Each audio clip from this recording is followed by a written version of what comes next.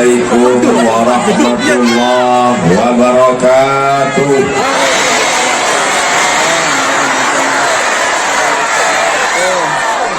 Apa kabar Bapak Ibu semua, sehat? Alhamdulillah. Apapun yang terjadi kita ucapkan alhamdulillah. Rezeki kita melimpah ruah, kita ucapkan alhamdulillah. Dalam keadaan sulit dan susah tapi kita masih ada iman dan Islam, kita ucapkan alhamdulillah. Pulang pengajian sendal kita hilang, suami dilarikan pelakor, innalillah. Insya Allah yang hadir ini suaminya soleh-soleh. Mana bukti suaminya soleh? Suaminya ngalah ke samping, didominasi perempuan semua. Ternyata ceramah di depan perempuan yang begini ramai rasanya merinding juga. Ini adalah ibu saya, kakak saya, adik perempuan saya. Saya sedang berada di tengah keluarga saya. Yang sama-sama kita hormati guru kita semua, Tuan Guru Ibnu Khalil, beserta seluruh keluarga besar Pondok Pesantren Inen Lemu. Yang tak dapat saya sebutkan satu persatu. Tuan-tuan guru yang berada di belakang, mohon maaf tadi begitu lewat saya tidak bisa menyalami satu persatu karena pengawalnya 3 lapis. Ini memang betul-betul kalau dilihat orang masuk berita TV tidak aman. Padahal negeri ini amat sangat aman. Kenapa pengawalnya sampai 3 lapis? Karena pencinta Ustadz Abdul Somad di sini. Allahu Akbar. Masya Allah, tabarakallah. Mudah-mudahan semua yang berkontribusi sehingga terwujudnya acara ini diberikan Allah kebaikan-kebaikan. Ustaz Somad yang disapanya cuma Tuan Guru saja. Tuan-tuan guru, para ustadz, bapak, ibu, hadirin, hadirat, muslimin, muslimat, mukminin, mukminat yang belum kawin dan belum sunat, semuanya dimuliakan Allah Subhanahu wa ta'ala. Amin. Ada bulan jatuh ke bumi. Lalu saya pun mencoba mencari pendapat ulama apa makna bulan jatuh. Di antaranya yang memberikan komentar takwil namanya Imam An-Nablusi. Kata beliau, bulan jatuh ke bumi artinya rajulun alimun zu sya'nin wa rajulun zu sultatin. Alimun zu sya'nin, akan ada di bumi ini seorang berilmu tinggi, wa rajulun zu sultatin, ada seorang laki-laki yang punya kekuasaan. Dia berilmu. Ada orang berilmu tapi nggak punya kuasa. Ada orang berkuasa tapi tidak berilmu. Menurut mimpi, kalau ada bulan jatuh ke bumi berarti ada orang berilmu dan berkuasa. Siapakah dia di antara kita? Wallahu a'lam. Apakah dia Ustaz Abdul Somad? Tidak, karena Ustaz Abdul Somad nggak ada kuasa. Karena nggak ada kuasa lah saya maka diejek-ejek orang di medsos. Kalau saya ada kuasa udah saya tembak semua kepalanya. Tuan Guru Ibnu Khalil berilmu karena beliau tamat pondok pesantren, betul?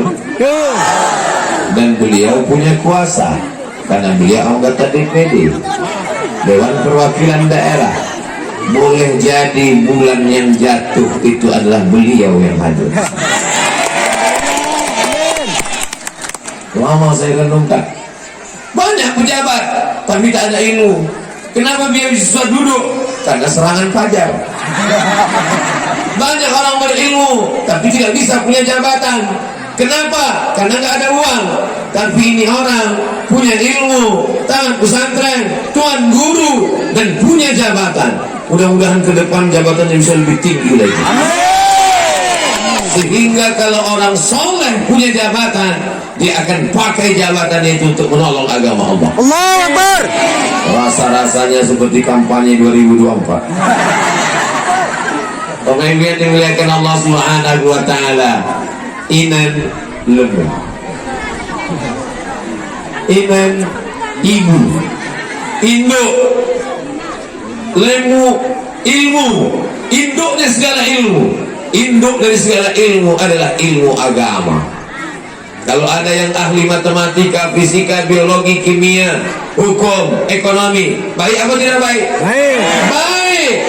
Tapi kalau dia tidak mengenal Allah, dia akan mati seperti bangkai yang akan dimakan cacing tanah dan tidak ada yang bisa dibawa.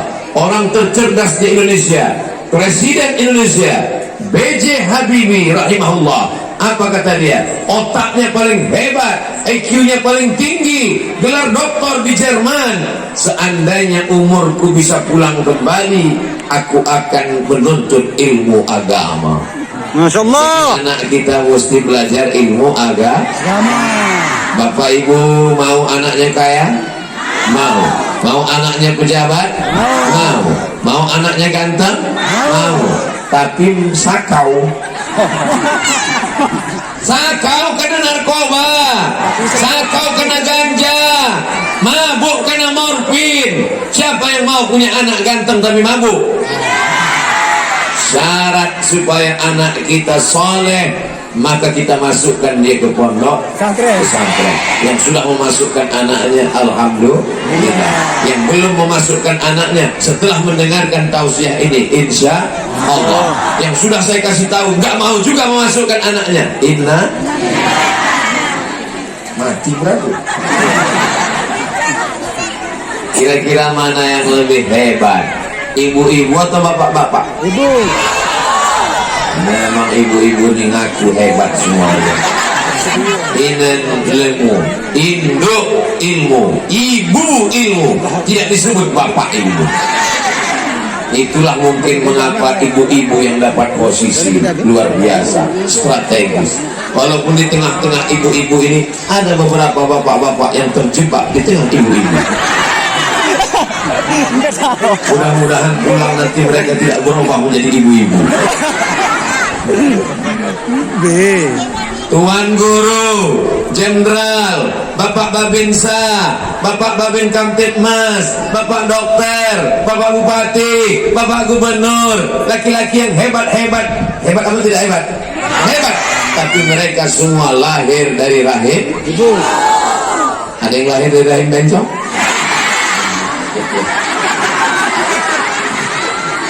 Jadi kuncinya hidup ini adalah ibu.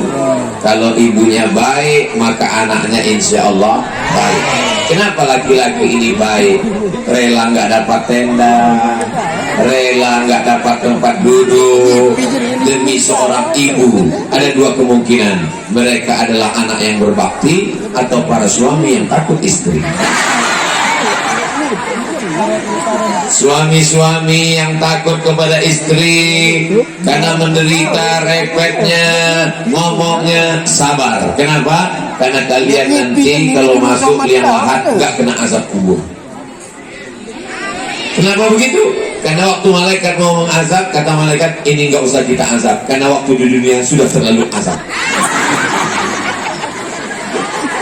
Bapak Ibu yang dimuliakan Allah Subhanahu wa taala, kita ketemu di pinggir jalan, ada seorang anak umur 5 tahun perempuan, rambutnya dicat pirang, kukunya panjang, pakai kutek, lipstiknya tebal, pakai shadow, pakai make up. Kira-kira anak ini siapa yang mendandaninya seperti ini? Ibu. Sekarang kita melihat ada anak kecil umur 5 tahun, pakai jilbab panjang, bajunya panjang, sopan, ngidupkan handphone, merekam ustaz ceramah. Siapa yang mengajarinya? Ibu. Ketika Nabi SAW didatangi seorang sahabat, ya Rasulullah, ya man ahaqqun nas bi husni suhbati, siapa yang paling layak mendapatkan baktiku? Ummuka. Summa man? Ummuka. Summa man? Inan. Ibu, ibu, ibu, ibu. Kenapa ibu dapat 3 kali? Karena ibu yang mengandung, ibu yang menyusukan, ibu yang melahirkan. Bapak kalau mau dapat 3, coba mengandung, coba melahirkan, coba menyusukan. Bagaimana mungkin kami bisa ngandung Pak Ustaz? Pulang dari sini, beli 1 kelapa muda, ikat di perut 9 bulan 10 hari. Bagaimana kami bisa melahirkan Pak Ustaz? Pulang dari sini, beli mangga, telan sama biji-bijinya. Besok pagi, keluarkan. Biar kau tahu rasanya melahirkan. Bagaimana cara kami menyusukan Pak Ustaz? Siapa yang masih punya bayi di rumah, pulang dari sini, ambil anaknya, susukan. Ustaz pernah nyoba? Pernah. Nah, saya bayi, saya kasih. Dia nggak mau. Dia tahu. Ini kok aneh kata dia. Makanya kalau ada orang durhaka kepada ibunya, ada orang minum, ada orang judi, ada orang zina, kenapa hidupnya enak? Bukan berarti Allah lupa, azabnya nanti di akhirat. Insyaallah. Tapi ada orang di dunia sudah kena azab. Siapa dia? Orang yang durhaka kepada orang tua. Kau gendong ibumu dari apa nama kampung kita? Belete. Kau gendong ibumu dari sampai ke kota suci Makkah Al-Mukarramah. Kau bawa tawaf dan sa'i, kau bawa ke Hajar Aswad, setelah itu kau bawa ke Padang Arafah, lalu ke Musdalifah, melontar jumrah di Mina, haji pulang. Belum tentu dapat menembus sekali teriakannya saat melahirkan. Bukan senang melahirkan anak, betul Bu? Nanti kalau saya ceritakan gimana sakitnya, nggak ada yang percaya. Memang pernah aja Ustaz. Melahirkan zaman dulu bukan seperti zaman sekarang. Zaman sekarang mudah, begitu dikasih obat makan, lahir. Zaman dulu meregang nyawa, bersimbah darah, mati sebagai taruhannya. Makanya kalau kau mau bahagia hidup, senangkan ibu. Buat ibumu seperti raja, maka rezekimu akan menjadi seperti rezeki raja-raja. Bukan hadis Nabi. Dapat Ustaz Somad di grup WhatsApp. Saya ini anak pertama, adik saya anak kedua, dua-duanya laki-laki, nggak ada saudara perempuan. Berat ibu saya melepas saya pergi ke Mesir, jauh nak. Datang paman saya, saudara ibu saya laki-laki. Apa kata dia? Harimau mati meninggalkan belang, gajah mati meninggalkan gading, manusia mati meninggalkan nama baik atau nama buruk. Anakmu ini kalau kau lepas pergi, dia akan pulang meninggalkan nama baik. Tapi kalau kau tinggal bersamanya, dia jadi anak manja, dia akan meninggalkan nama tak baik. Dibukakan Allah pintu hati ibu saya pun pergi ke Mesir bersama Ustadz Dr. Zaki Abdillah dari Lombok, sahabat saya yang hari ini membawa saya kemari.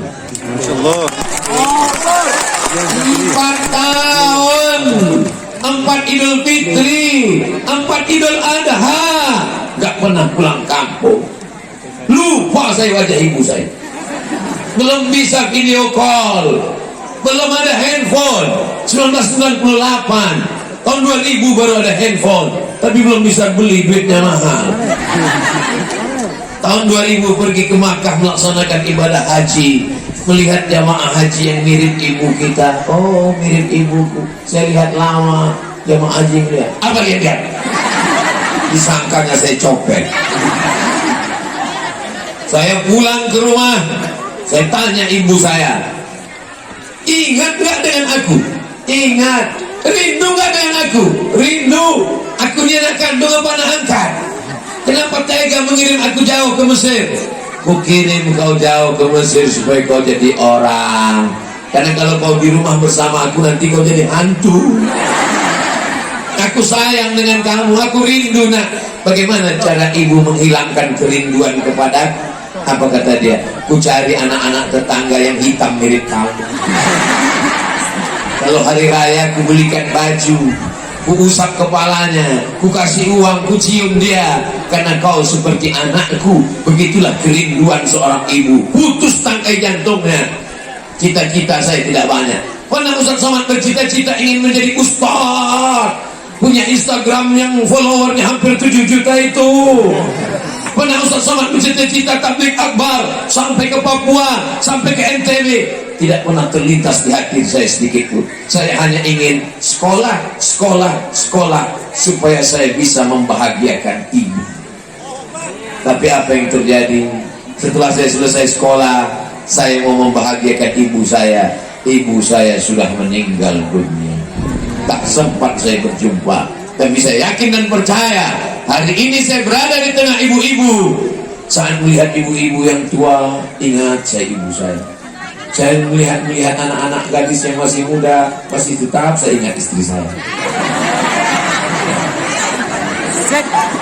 Bapak Ibu yang dimuliakan Allah Subhanahu wa taala, mudah-mudahan anak-anak kita adalah anak-anak yang berbakti kepada orang tua. Amin. Ada seorang ibu pagi-pagi masak nasi goreng, klontang, nasinya nggak matang-matang. Dia heran, ternyata kompor gasnya nggak ada api. Gasnya mana? Gasnya sudah dijual anaknya untuk beli narkoba. True story, kisah nyata. Orang kalau sudah kena narkoba nggak bisa membedakan mana ibunya, mana musuhnya. Dia cabut goloknya, ibu, mari rantaimu, mari. Kenapa? Dia mabuk, dia sakau. Ini salah siapa? Sedikit banyak salah kita juga. Karena anak ini seperti pohon bambu. Pohon bambu bisa dibuat melengkung, pohon bambu bisa dikepang, tapi ketika bambu masih hijau, masih putih, ada balon yang meledak. Begitulah ibu-ibu di Belete.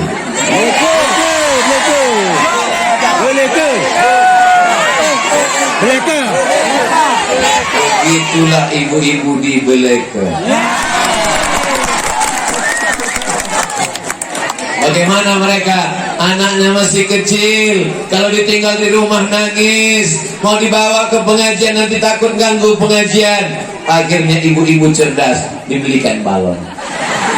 Anaknya pun diam, malang tak dapat ditolak, untung tak dapat diraih. Suara ustadz menggelegar, balon pun pecah. Belikan balon yang baru. Abang-abang, saya sudah iklankan balon Anda. Jangan lupa 2,5%.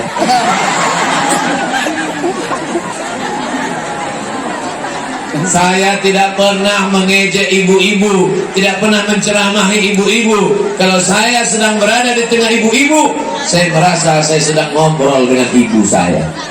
Saya dulu kalau pulang ceramah, itu saya tanya, mak, gimana ceramahku tadi? Ceramah kau terlalu cepat, macam dikejar anjing. Ngomongnya marah-marah seperti orang ngamuk. Kalau saya pulang, saya dapat cincin, saya pasangkan ke tangannya. Pasang mak. Oh, cantik cincin kau ya. Bagus ya. Senang sekali dia. Senyumnya, kebahagiaannya adalah kebahagiaan kita. Ini adalah anak-anak yang berbakti kepada orang tua. Amin. Kami ini udah tua Pak Ustadz. Orang tua pun tetap punya ibu kan. Ada yang langsung turun dari planet Mars ke bumi? Tidak ada.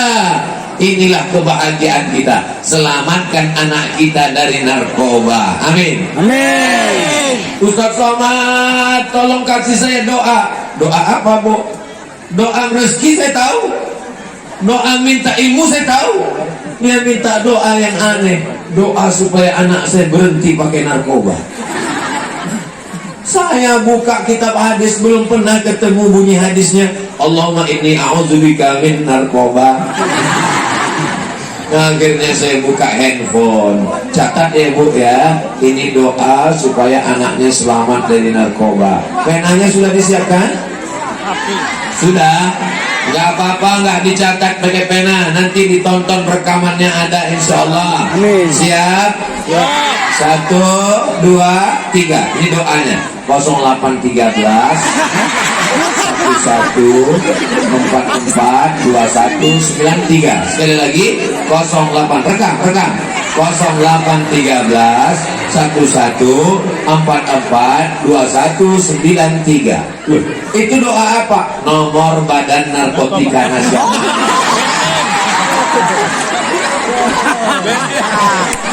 Jangan malu punya anak pecandu narkoba. Daripada dia disimpan di rumah menyimpan bom atom yang akan meledak, mau nyimpan bom. 4 orang kena narkoba. Pertama, bodoh karena kabel-kabel urat otaknya putus. Yang kedua, gila, berakhir dengan kegilaan. Anak dibunuh, istri dibunuh, orang tua dibunuh demi uang untuk membeli sabu-sabu. Betul? Yang ketiga, penjara, ditangkap polisi. Yang keempat, mati karena sakau menggelegar. Sebelum dia pakai narkoba, dia ambil kipas, dia pun mengkipas. Belum pakai narkoba dia berkipas. Begitu dia pakai narkoba, kipasnya diam, kepalanya goyang. Saya cuma mau ngasih tahu rambut saya belum berubah. Jamaah yang dimuliakan Allah Subhanahu wa taala. Siapa yang bisa menjaga anak-anak kita? Kita. Ustaz Somad, nanti selesai pengajian tolong ke rumah sebentar. Ada apa, Bu? Kita makan-makan. Wow, amazing. Saya pun datang, makan, enak, minum. Setelah selesai, Ustadz, kami mau bicara 4 mata. Saya khawatir, jangan-jangan dia menawarkan anak gadisnya. Ustadz, bisa kita bicara 4 mata? Jangankan 4 mata, 3 pun bisa. Apa masalahnya? Anak saya kena narkoba, Pak Ustadz. Mantap! Langsung masuk ke BNN. Ini nomornya. Saya nggak sampai hati, Pak Ustadz. Terserah, mau sampai hati, mau sampai jantung. Yang penting saya nggak sampaikan, saya pulang. Rupanya diam-diam dia nelpon. Assalamualaikum BNN. Waalaikumsalam. Dapat nomor dari siapa? Dari Ustadz Somad. Oh iya Ibu, apa kabar? Bulan depan saya ketemu lagi. Gimana Bu? Alhamdulillah Pak Ustadz. Gimana? Anak saya sudah ditangkap.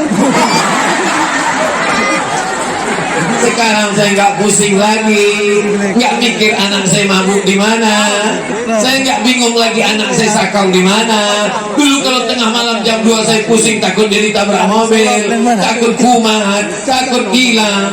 Kadang-kadang kamar saya kunci, takut saya terbunuh, tiba-tiba dia hilang kesadarannya. Sekarang saya betul-betul tenang, Pak Ustadz. Gimana? Karena udah ditangkap.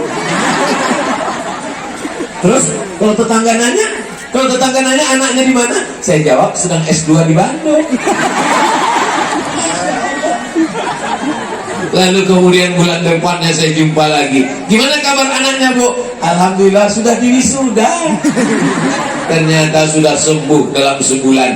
Rehabilitasi narkoba. Dan pulang berikutnya bulannya saya datang. Gimana kabarnya?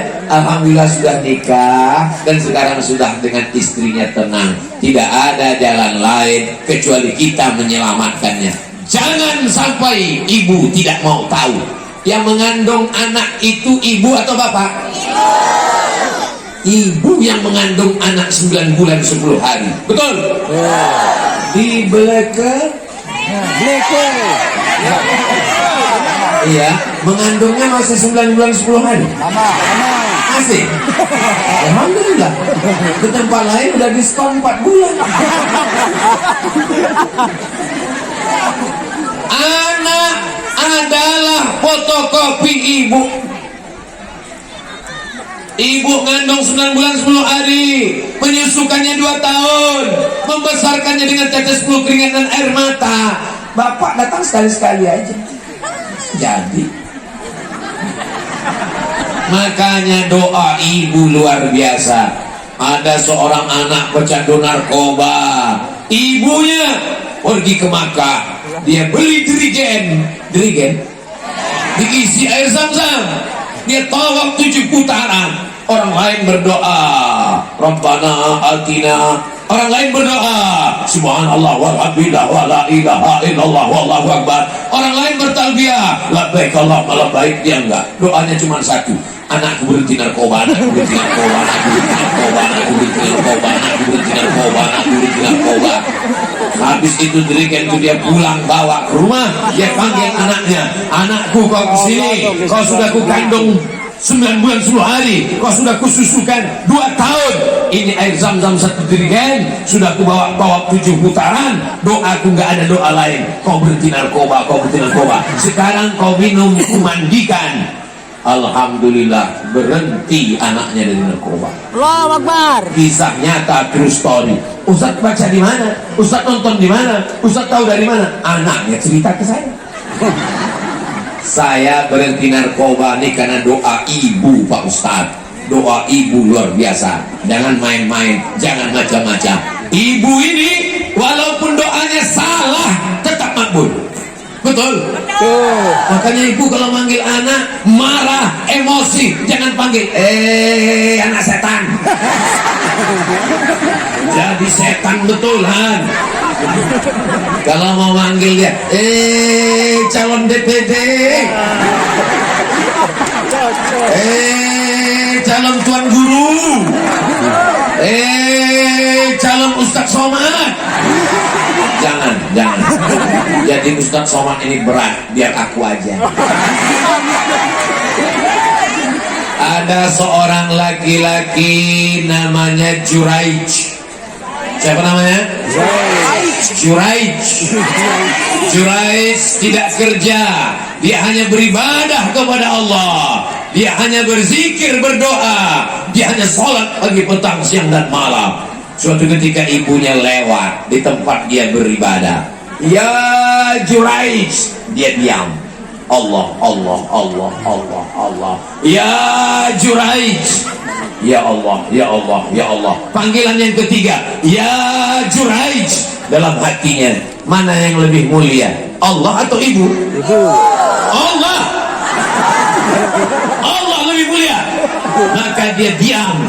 Akhirnya apa kata ibunya? Ya Allah, jangan matikan Juraij sebelum matanya melihat WTS, wanita tunasusila. Marah ibunya karena 3 kali dipanggil gak menyaut.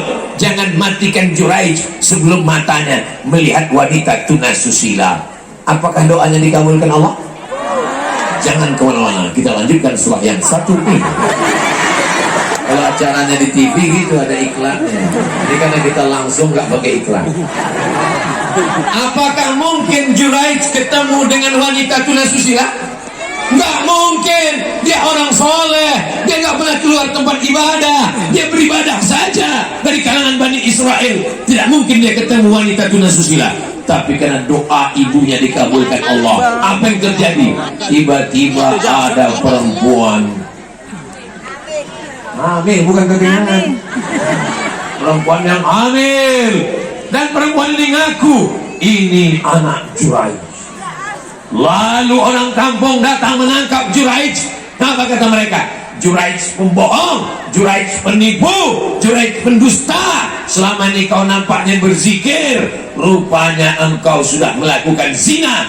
Kata Juraij, jangan bunuh aku, tunggu anaknya lahir. Akhirnya anak itu pun lahir. Datang Juraij menusuk pusar anak itu. Pusar apa pusar? Pusar. Ditusuk pusarnya. Ya gulam, oh my son, oh anakku, hei anak bayi, hei bocah, oh baby, man abuka. Kalau bahasa kampung saya, who is your father? Siapa bapakmu? Hei anak kecil, gara-gara kau aku difitnah. Sekarang kutanya kepada engkau, siapa bapakmu?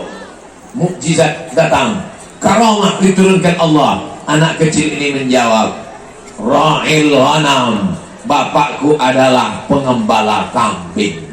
Wallahu a'lam bishawab. Mudah-mudahan kita selalu diberikan iman dan Islam. Anak kita anak soleh dan solehah. Tahun ini lebih baik daripada tahun kemarin. Ala hadhihi niyah wa kulli niyatin solehah. Al-Fatihah.